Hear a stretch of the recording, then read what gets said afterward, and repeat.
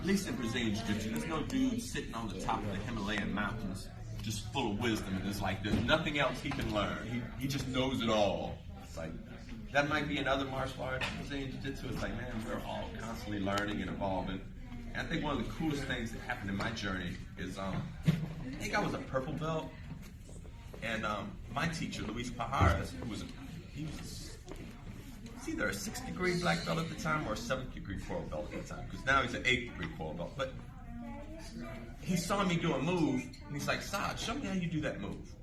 And I thought, oh, he's getting ready to like correct me, like that's a dumb way to do it. And he's like, no, show me how you do it. Like I want to learn it. And then like, you know, I explained to him how I did it. And then he went to Brazil and he was rolling with some of his friends, and he came back and he's like, hey, Saj, show me that again. I tried that in Brazil. It just didn't work out for me. Show me how you're adjusting. And it blew me away because like here I was just a purple belt or a brown belt, and this coral belt who trained with Elio Gracie is asking me how I did a particular move. And that gave me the big head syndrome. I'm like, oh my gosh. And then he choked me out. It's like, okay, well, I guess I can come back down to earth. Like, So, we're all here learning.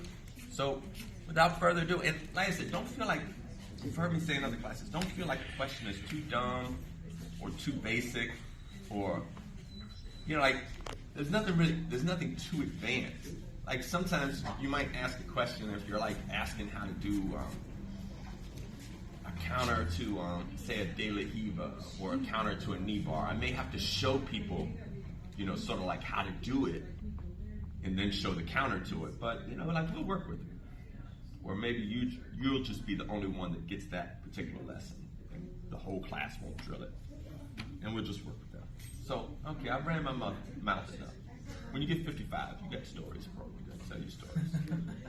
So I got my stories. So, without further ado, we're ready for our first question.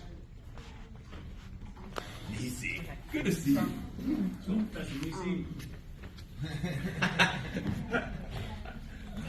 I have a two-part question. The first part might sound a little dumb. As a blue belt, I feel like I should know certain things by now. And I feel like I've become very comfortable defending is where I feel safe at. And then when it comes to attacking, I can never really like finish it or see it coming before or how to set it up to get there. Like I know what I want to do when I start the roll, but I don't know how to get there and set it up and finish it. Fall through. So I would like to work on a choke from grabbing the collar from maybe side control and finishing that through. It doesn't matter what kind of choke it is, but I feel like I'm really good at slipping my thumb behind the head. But finishing that choke. So you want to, so like a cross collar, I'm sorry. So when you're in top side control, you want to be able to choke the person on bottom side control. And you said you're like pretty good at getting your thumb in the collar. Cool. All right. Can I borrow you Don? Don is my favorite guy who don't know how to get home. There's a story behind it, and one day when I promote him to black belt, I'll still be telling this damn story. So, like probably one of the easiest chokes and most surprising is like when you get here and just get your thumb like in the collar. So I get a good grip like here. So right about, I don't know, it's almost on his shoulder. And I get here. And then I just sort of change the direction. So like I'm not quite going north-south, but I'm going a little bit here. Like I can't do it straight on. So I change the direction, put my foot over, and then just choke. So it's like it's gonna be a little bit of a choke and a little bit of a neck crank. But for tournament purposes, it's a choke. But your training partner would be like, that was sort of a neck crank too. It's like, oh, okay, did you tap? Like, all right, you tapped, okay. It worked out good. It's like, good. So I get here, and I'm just switching a little bit. Because like especially because I'm 55 years old, if I just try to stick my leg over like this, like, man, I'm just not that flexible. But if I move, not quite north-south, but you know, about halfway, and I can get that foot over. And then I bring that foot next to his head, and then my right hand, I'm pulling like a lawnmower. And it sucks. Don't it, Don? Yeah, it does. It's like, man, you start thinking about your life decisions. So, Josh, can I borrow you?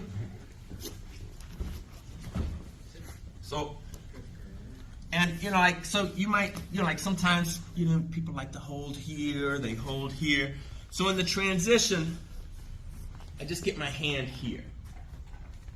And, you know, then I'm just moving my angle. And then I step over, and then I drive that foot here, and I'm pulling. And it sucks. Yes, ma'am.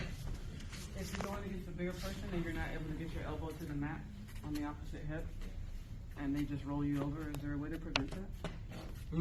Let's start with this choke first. So let's start with this choke first, and then show me what people are doing to roll you over. People are doing? Oh, probably your husband. And you know, that's a good question, because the thing is, it's like sometimes there's going to be certain body types that are just more problematic than others. You know, like there was this dude. Like, I'm really good at defending when people get my back, but like there was this dude. He came in. He was a black belt, and like I don't know. He was from like one of Santa's freaking elves. Like a really small dude. He got my back, but because of the way his feet were like so far up on my hips, like a lot of the escapes that I always do, I just spent the rest of that round just. That dude had my back. It was like, you know, I'm protected so he couldn't choke me, but I was like, man, I couldn't. And every time I cleared a foot to start moving out, he got his little feet back. So, I'm like, damn it.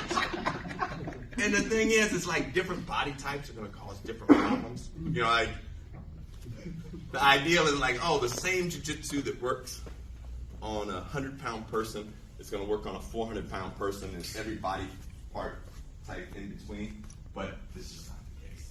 And so sometimes if we see like what exactly this body type is doing to me, we can come up with a better counter. So let's do this choke on each other, and then we'll get you the second part of your question.